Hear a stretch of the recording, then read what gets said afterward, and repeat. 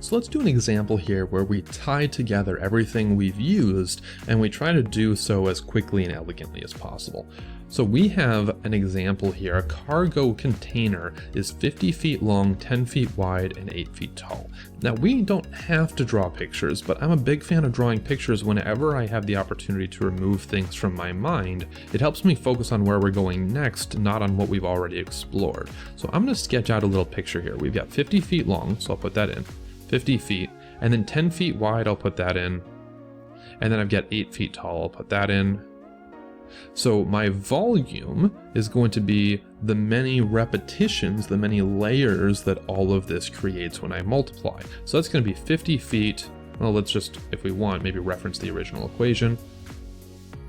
Length times width times height. And then we can say that's going to be 50 feet times 10 feet times 8 feet.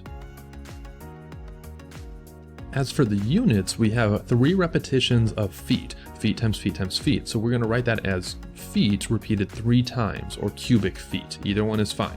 So this is a truth. We want to hold on to this. It is something that we have worked on, that we are now going to use when we convert it to different perspectives. So we have 4,000 cubic feet, and we are now going to try to find that volume in cubic yards.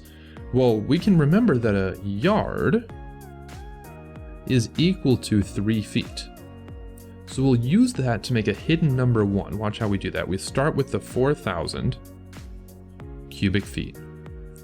We know we want to convert from feet to yards, or more specifically from cubic feet to cubic yards. So we're going to multiply that by a hidden number 1. 1 yard is 3 feet. But to make the cubic, we're going to multiply this hidden number 1 by itself a few times. It's not going to change the meaning, it's just going to change the appearance. So we now have 4,000 cubic feet times 1 times 1 times 1 will be 1. Yards repeated 3 times will be cubic yards. And on the denominator, we'll have 3 times itself 3 times is going to be 27. And feet times itself 3 times is going to be cubic feet. Now we have a conversion where we can do this multiplication. The cubic feet will cancel with the cubic feet, and that will leave me with units of yards. And then I have 4,000 times 1 is just 4,000, and then divided by 27. So now let's go ahead and pull over our calculator and let it do some heavy lifting for us. We've got 4,000 divided by 27, and that's going to come out to 148.1, and we'll round up to 5. So 148.15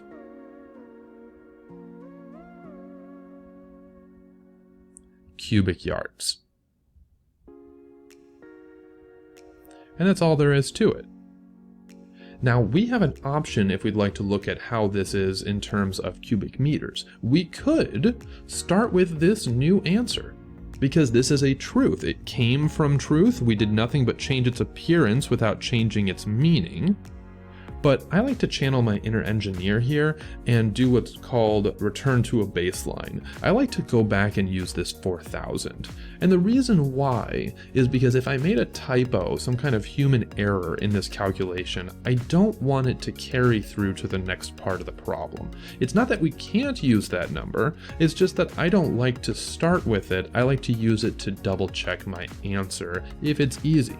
So instead of using this new 148.15, I'm going to go back to using the 4,000.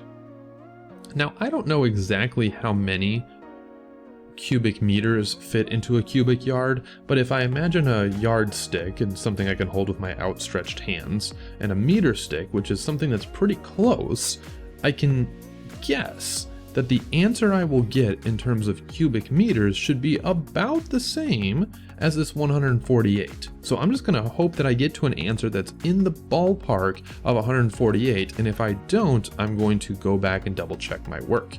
So we have 4,000 cubic feet. We'll make that into a fraction so we can support our unit conversions. And I have a fact up here that says 3.28 feet is equal to 1 meter. So I'm going to put the meters on the numerator, and I'm going to put the 3.28 feet on the denominator,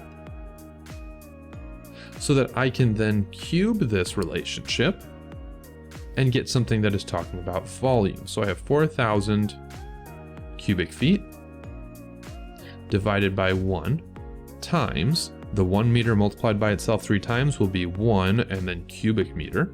And then the 3.28, let's go ahead and pull over our calculator to do that heavy lifting. We'll do 3.28 times 3.28 times 3.28, and that will get 35.29. So 35.29.